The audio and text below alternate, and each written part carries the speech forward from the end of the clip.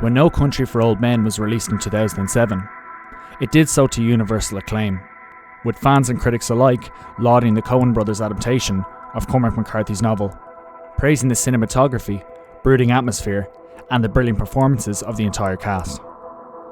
However, this consensus stopped short of the film's ending, Ed Tom's kitchen table conversation / monologue with his wife Loretta.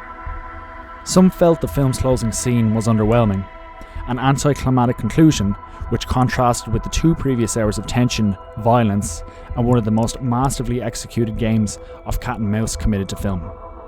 The first time I saw the ending, I must admit I liked it, but didn't fully know why. Since then, I have watched No Country for Old Men from start to finish 3 times, one of those times being in preparation for this video, but I have rewatched Ed's monologue countless times.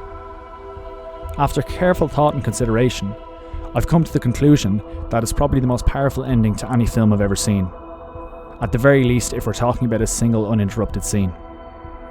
The first time I saw it, I enjoyed it for what it was, the words of a tired old man lamenting the loss of a bygone era, a man who feels lost in the modern world. But the more I went back to this scene over the years, the more the scene's full depth and meaning began to sink in. Initially, it was just me trying to flesh out Ed Tom's character in the context of the film. Then it was the significance of his monologue in relation to the other characters. And then, most recently, I began to understand the universality of the monologue, and the true impact of Ed Tom's words hit me. Most people understand the overarching theme that is not so subtly hinted at in the film's title. A new world of hyper-violence has rendered this No Country for Old Men. In this film, Ed Tom is the old man, fearful and redundant in what can only be described as a cesspool of murder and cruelty. Many believe this is where the film's, and Ed Tom's, arch begins and ends. Ed's retirement from the force at the end of the film acts as the exclamation point on a man who was unable to save the people he vows to protect in the line of duty, most notably Llewellyn and Carla Jean Moss. When he shows up at the scene of Llewellyn's murder, the camera work, which up until this point had been mostly still, with a lot of extended character shots and widescreen views of desolate, sprawling landscapes, is shaky and erratic, mirroring Ed's sense of panic and helplessness as he is confronted with Llewellyn's lifeless body. When he asks a family of onlookers to call the police, he feels their hesitation, which is indicative of a conversation he has moments later with Sheriff Giddens about the deterioration of community, before defeatedly pleading with them to call the local police department because he's not on their radio, again signifying his impotence in the war against this modern strain of drug-fueled crime. However, in my eyes, this helplessness extends beyond Ed's competence as a police officer. It even extends beyond that of an aging man fading into obscurity in a new world. To me, the biggest and most significant theme of the film is the infantilization of Ed Tom. To fully understand where I'm coming from, we have to look at the film's main antagonist, Anton Chigurh, one of the most unsettling villains in film history. Anton nonetheless skews the typical archetype of the traditional movie bad guy. Most villains are prone to extreme emotions, typically anger, and are driven by motivating factors such as greed or revenge. But Anton succumbs to none of these, showing little to no emotion throughout the film. Carson Wells sums up Anton's psyche when speaking to Llewellyn in the hospital, describing him as a peculiar man with no sense of humour. "You can't make a deal with him," Carson warns Llewellyn, going on to say that even if he gave him the money that he stole from the cartels, he'd still kill him just for inconveniencing him, before describing him as a man who has principles that transcend money or drugs. And this is what separates Anton from other movie villains. He lives by his own moral code, one dictated by warped principles and the randomness of a coin toss.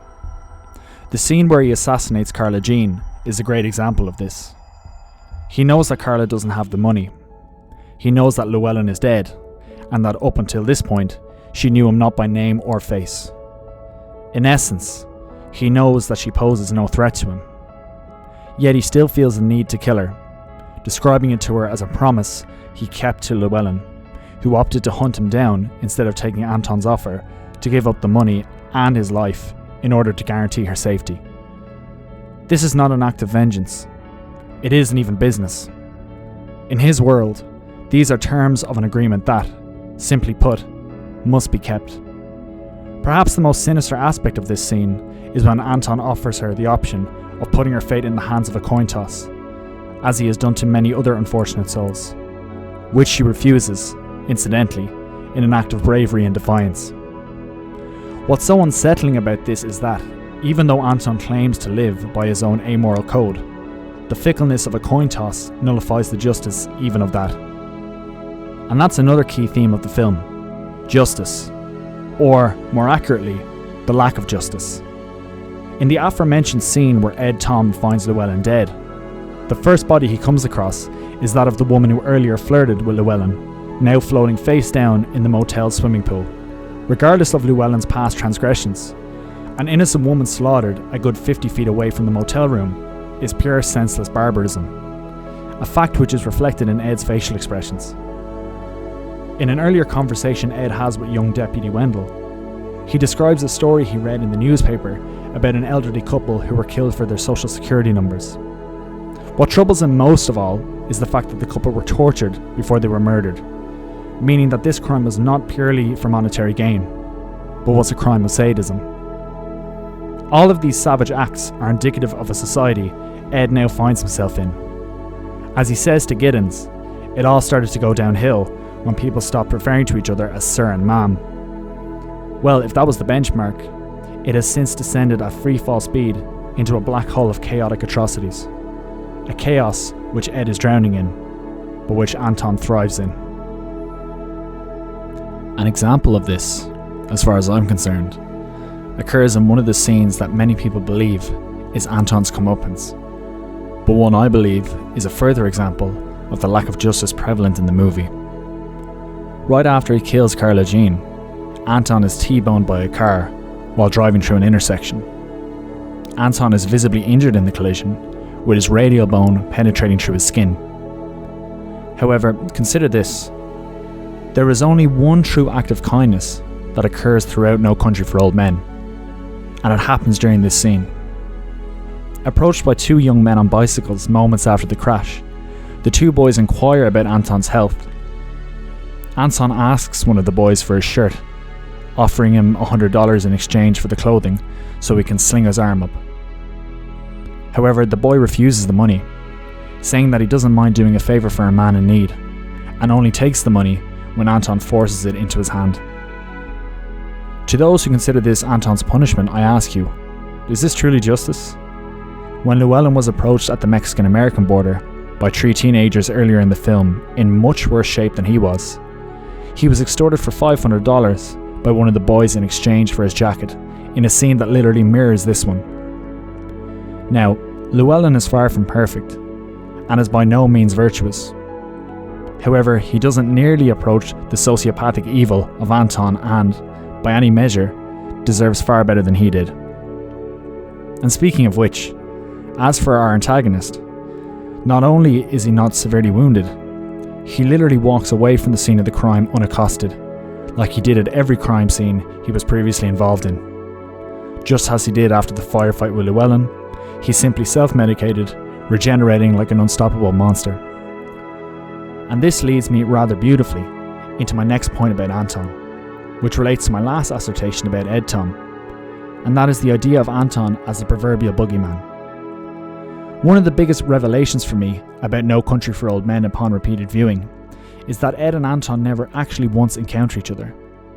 There is a moment when Ed returns to the scene of Llewellyn's murder at night, and, when he approaches the door of the motel room, the camera cuts to a shot of Anton, sitting on the bed in the room holding his gun, his face barely visible by the lights coming from the crack in the door, highlighting him like a creature in the night.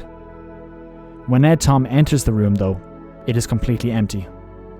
There have been many interpretations of this scene, much of which have focused on the coin and the ventilating shaft, with many people believing that Anton was simply in the room next to the one Ed Tom enters in. Personally, I don't believe this to be true. I believe that Anton never was there, and the shot of him shrouded in blackness is more metaphorical. Tom fears the unseen villain hiding in the darkness, as he fears the growing darkness of the world around him. Moreover, he fears him like a child fears the creature that lives under their bed. In that sense, Anton being or not being there actually doesn't matter. A child does not need visual affirmation of the existence of the boogeyman. The fear of his existence is palpable enough to make him real in his or her mind. We can see the same fear in Ed Tom during this scene. He has absolutely no reason to believe that Anton or anybody else would be in that hotel room at that time. Yet he is still reluctant to open the door. He's hesitant to look under the bed because of what might be there. And what may be there is the stuff nightmares are made of. As Ed himself says at the beginning of the movie, "I don't want to push my chips forward and go out and meet something I don't understand." But this is exactly where Ed Tom finds himself. He's confronted with an evil that he feels he must fight, quote unquote, twice daily, maybe 3 times before the day is over. But we see evidence as the film progresses of Ed wanting to fold his hand and walk away, declining to return to the desert crime scene with Wendell, ordering the deputy to enter Llewellyn's trailer before him, and, when inside and sitting in the chair that our antagonist just sat in moments earlier, acknowledges the effect that Anton's violence has had on his soul. The moment where we first realise that Ed is finally walking away from the poker table, though, is the scene with Uncle Ellis. Ed, confronted about quitting the force, admits that he feels overmatched and laments the fact that God never came into his life. Ellis tells Tom the story of how his other uncle, Mac, was shot and killed on his own doorstep by an angry mob. He punctuates the story by saying that the violence Ed is confronted with ain't nothing new, before telling him that he cannot stop these things from happening, and that, in a country like this that's hard on people, pain and suffering is inevitable. And all of this leads us to the monologue. Taking place directly after Anton walks away from the car crash, we see Ed Tom sitting at the dinner table, staring off into the distance with that familiar look of wariness on his face. When his wife enters the room, he asks her if she'd like to come riding with him. She declines, reminding him that, unlike himself, she is not retired, and when he offers to stay around and help at home, she replies, "Better not," further diminishing Ed's sense of usefulness. She asks him how he slept, and he tells her he had dreams. Ed seems reluctant to tell her his dreams, like a man afraid to show vulnerability, or a child afraid or unable to articulate that which strikes fear in him. Eventually, Ed describes 2 dreams he had, both about his father. In the first one, his father gives him some money, replacing the money which he had previously lost. In the second one, both men pass each other on horseback, with his father, carrying a horn of fire, riding past him in the opposite direction, without looking at or speaking to his son. Both dreams see Ed harkening back to a bygone era he wishes still existed, saying on the second one that it was like they were back in older times, mirroring a scene at the beginning of the movie where him and Wendell ride on horseback to the crime scene rather than take a vehicle. But Ed's yearning to return to the older times is not, in my analysis, what he truly desires. Dreams act as a magnifier of our subconscious, and Ed Tom, the man who consciously sought refuge from the chaos and violence of the world in retirement, subconsciously seeks the care and protection of his father. The first dream sees his father fulfill the role of provider, replenishing the money that he lost, lessening or enabling him to abdicate his responsibilities. In other words, providing a safety net for him if the weight of the world around him crushes him, or, in his own words, overwhelms him. The second dream sees his father adopt the role of guardian, riding past him on a cold, dark pass high up in the mountains. His father represents light and warmth in an otherwise dark, cold landscape. His father, who is at least 20 years younger than Ed is now, wrapped in a blanket and carrying fire in a horn the way people did in the older times, has dual significance. For one, his father's age is indicative of a younger, stronger male, one who was more in common with Llewellyn and Anton, and therefore a man more adept at navigating through the world. The thing about aging is that, at a certain point, we start to regress both physically and mentally. As we get older, we become less self-reliant, and must lean on the kindness and support of others in order to survive. In a sense, in our twilight years, we have more in common with young children than anyone else. Ed Tom, who by now has accepted his ineffectiveness in the world too brutal and terrifying for him to navigate through, now seeks someone or something to shield him from it, not unlike a child, something which is evident earlier when he wishes that God would enter his life. Ed's final few lines of the monologue are the most affecting and revealing. Quote, "And in that dream I knew that he was going on ahead, and he was fixing to make a fire somewhere out there in all that dark and all that cold. And I knew that whenever I got there he'd be there.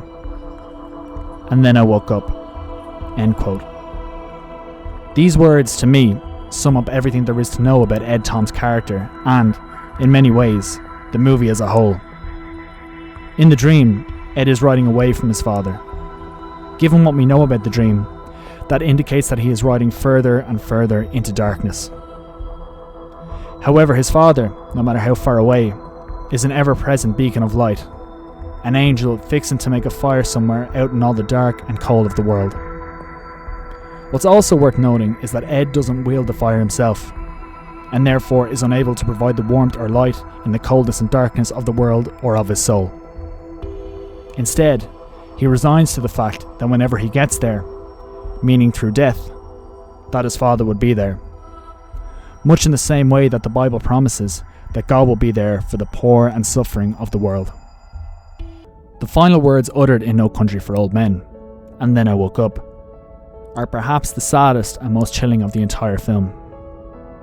Throughout the movie, Anton fulfills the role of boogeyman to horrifying perfection. He is the stuff nightmares are made of, and in a way, the characters that he assails in No Country are living in a perpetual nightmare.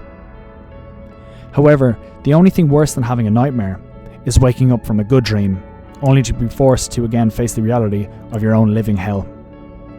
Much like Anton, Ed Tom's father is an apparition, a memory that exists within his own mind, a comfort which, upon waking, disappears in the bleakness of his true reality and his vulnerability.